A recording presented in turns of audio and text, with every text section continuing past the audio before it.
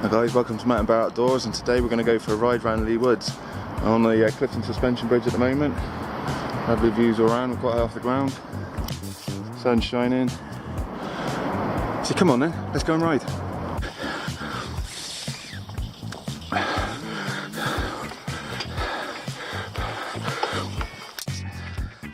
Let's begin.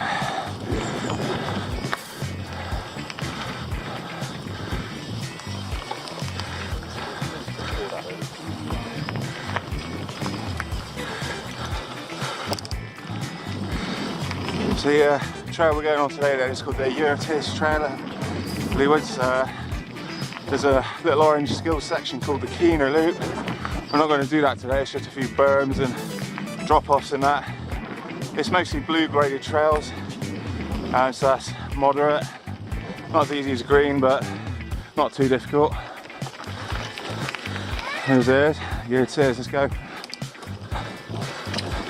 My brakes aren't the best, they need bleeding. I've got some new pads, I've just got to bleed them off to keep overcooking wheelies and coming off the back of the bike. So it's nice and dry today, conditions are good, which is just as well because I'm only using cross-country tyres. They've not got a huge amount of grip on anything else other than dry surface.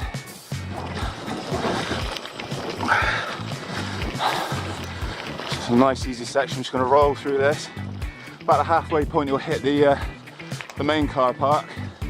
You can then exit Leigh Woods, you can carry on around the other half, which is quite an easy section. There's only one moderately difficult bit, there's a few switchbacks that climb for a little bit, but it's doable, it's not difficult.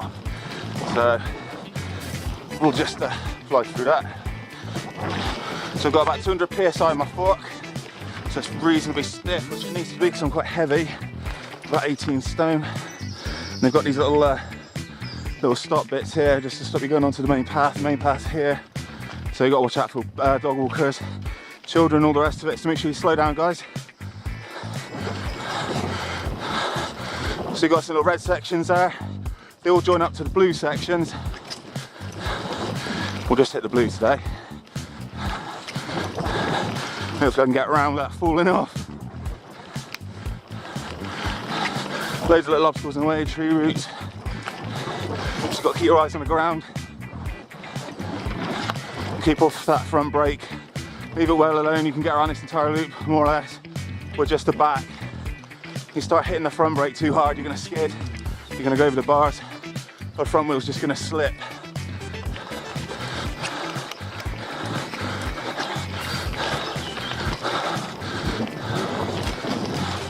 A few little narrow bits you've got to watch out for, just keep your arms pinned in.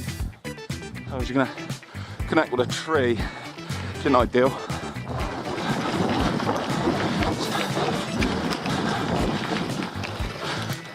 Little bits like that. Just got to take your time.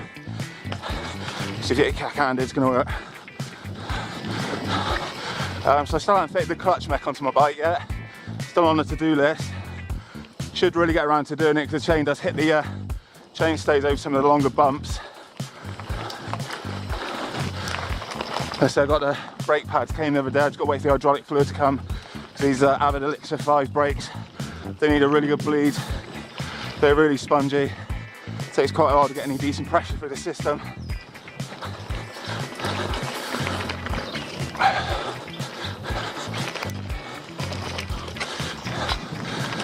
So if I get them sorted out, it'll be happy days.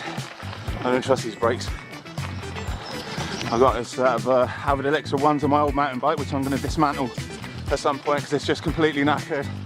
Got about 6 years of abuse. The forks have totally given up. I think the only good bits are the wheels, which are some downhill type spec wheels, and the brakes, which are salvageable. The rest of it is going. My friend's having their frame, he's going to build himself an electric bike with that.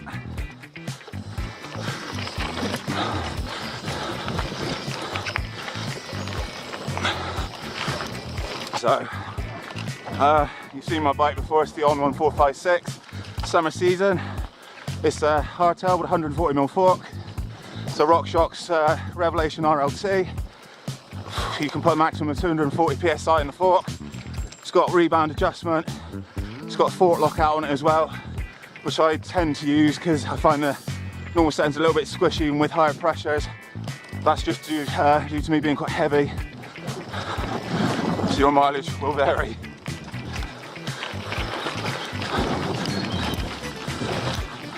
Oh, bit bumpy. Okay, so on the path again, quick look around, straight through onto the next section. So it's a Monday, so it's not busy. You come up Leigh Woods on a weekend, it gets quite busy with mountain bikers, so the track's quite narrow, so you have to be prepared to pull over a lot of the people through that are faster than you. Just a bit of trail etiquette, guys. You know, everyone's got the right to enjoy themselves. Nice rollers, big back brake, and the dip, and away. So it's very difficult to get lost. It's all signposted, it's pretty obvious where the trails are. And if you do get lost, the whole of Leigh Woods is quite well signposted. You're not going to be lost for very long. So we've got a little bit of clicking coming from the bike. I'm not sure if that's the chainring bolts, the seat post, quick releases, could be anything. I've got to get the bike up in a work stand at some point, do the brakes. I'll just give everything a quick once over, a quick grease, tidy up. Wouldn't really want to throw out. Hopefully that should eliminate whatever it is. It's just a bit of an exercise, fault finding. Keener loop just over that, foot down on the corner. As you can see, it's not a difficult trail. You've just got to keep your eye on the ball, because some of the faster section, that's quite easy to let the front end wash out from under you, especially when it gets muddy.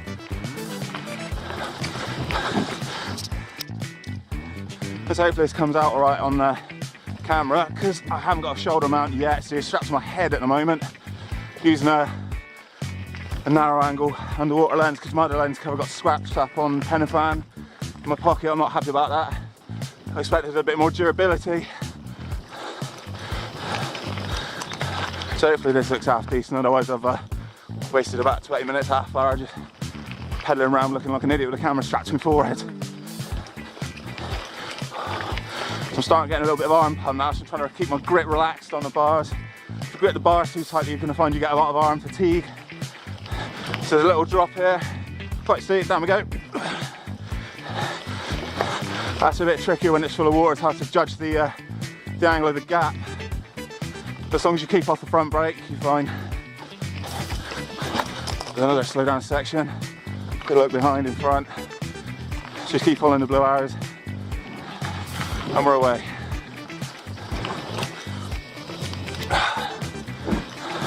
So I've got some music on at the minute, so I apologise I'm talking a little bit loud. Wearing Spotify mix on with some medley tunes, some dance tunes, anything really just to keep you pedalling, motivated. I don't like pedalling around without any tunes on.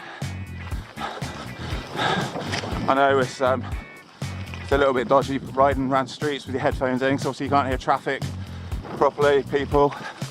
But as long as you look where you're going, look front.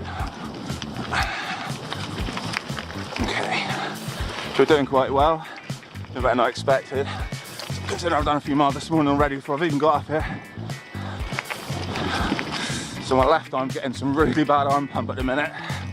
So just take my hand off the bar, just to stretch out a little bit. So you find your arms go numb, you lose all feeling on the controls, on the brakes.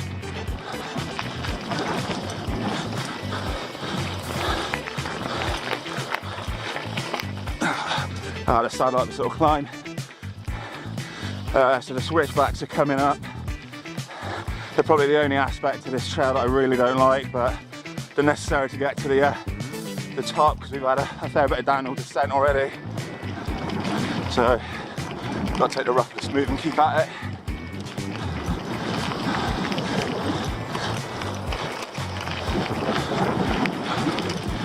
So well away from that front brake.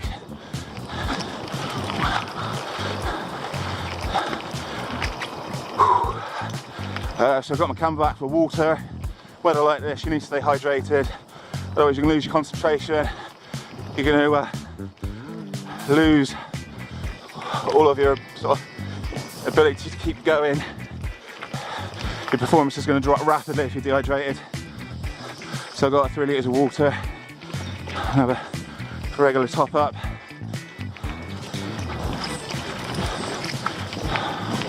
So the gloves I got these from Aldi, they were $3.99, some fingerless mitts. So far they're doing alright, reasonably comfy.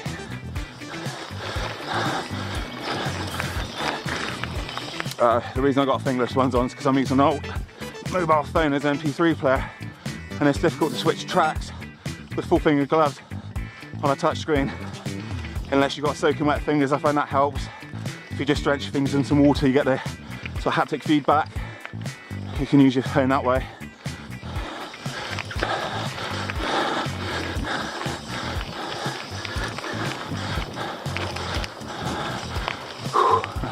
Just nearly chopped through the trees down since I was last up there.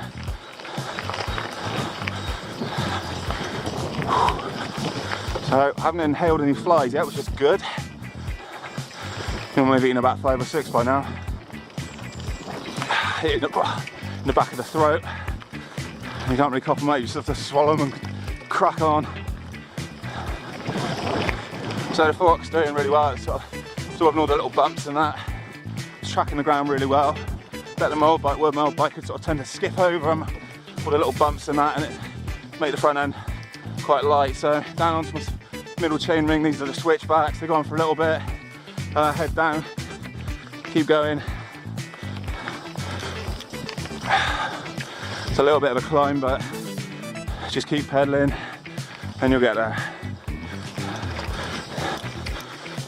Just keep your momentum, keep your gearing low. If you find it hard to pedal, you're going to lose all your momentum. So I'm in the middle chain ring, middle of the cassette. For me, that's just enough. And somebody walking the dogs. Hopefully I don't walk into any of them.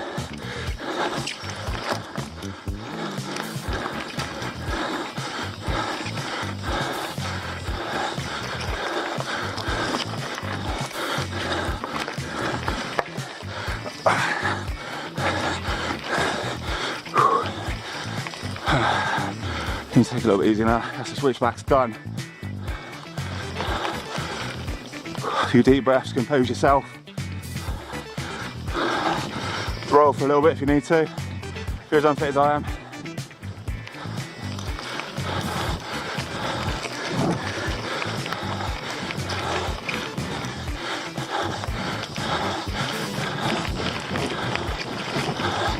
So we'll keep going around there, the halfway point in a bit. Back onto the large chain ring.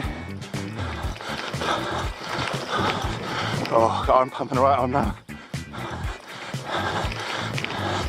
So we'll stop at the halfway point and have a quick look at the map, see where we are.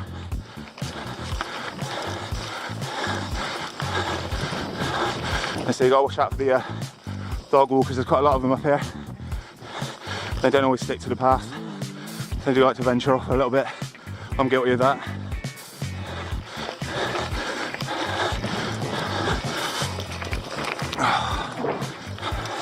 We'll stop and have a quick slip of water and then we'll tackle the second half, which takes us back to the beginning of the Yer Tiz trail.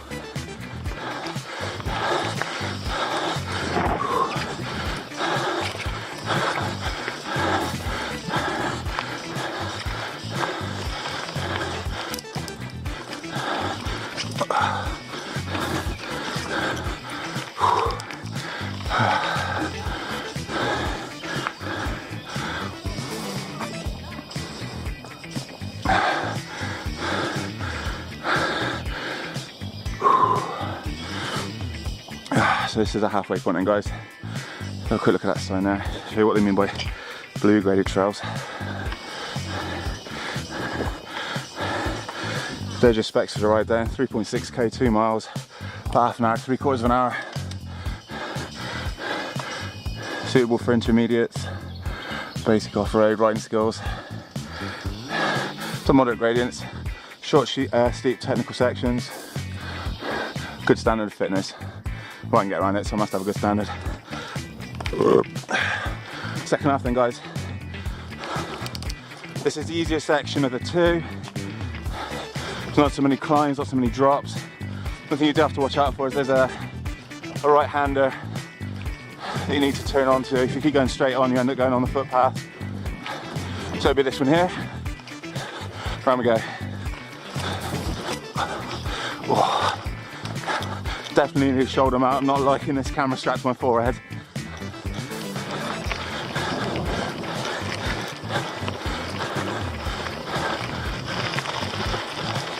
Yeah, watching out for the trail features, rocks, so they're designed to slow you down a little bit. I'm not going at a rate of knots, I'm not racing, just having a nice easy ride so I can talk to you as well. If I was really ragging it, I wouldn't be able to talk. So rag it, they say, shut up.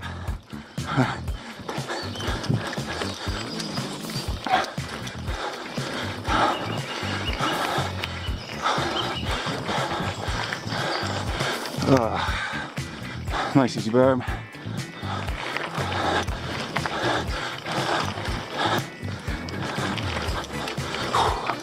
Oh, my ass hurts. If you ride all the time, I swear your ass gets conditioned to the saddle and you don't notice it, but if you don't ride very often, certainly I only get about once, twice a week if I'm lucky.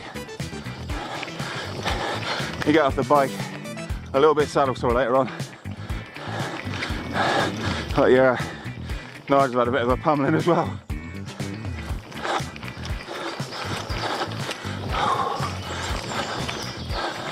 So it's nice, easy, flat sections around here.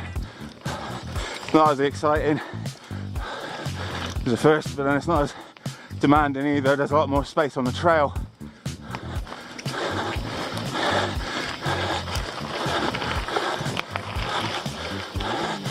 Lovely path, just after pedestrians.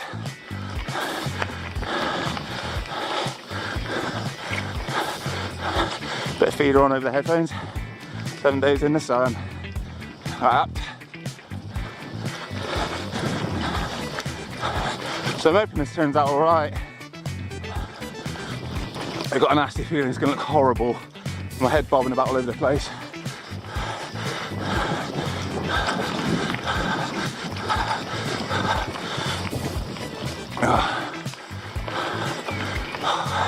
Legs are starting to burn a little bit.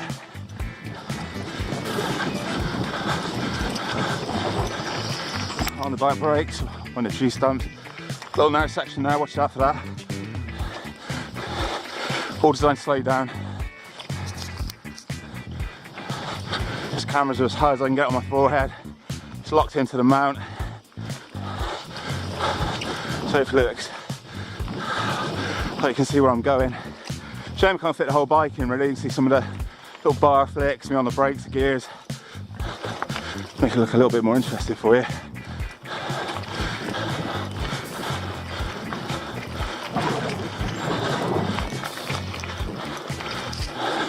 So I think I'm going to have these chainring bolts out later on. Give them a grease. Seat post, that's coming out as well. That quick lube, make sure everything's snug. If that doesn't sort, it's going to be the bottom bracket out. Easy job, just need about a half to do it. Got to work stand, got all the tools. Not the old one, I'm not sure what sort of life this one's had. I bought the bike second hand, it looks reasonably new, but sometimes I don't always come with the best greased bearings. In case you need a little bit of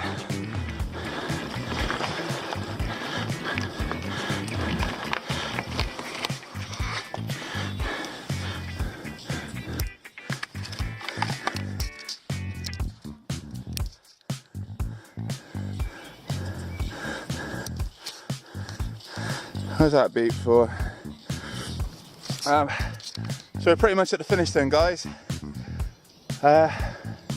Just a little bit further on, that will take us right back to the start. So this has been the Yer Tiz Trail. Keith from Mountain Bar Outdoors. As usual, comments and suggestions are welcome.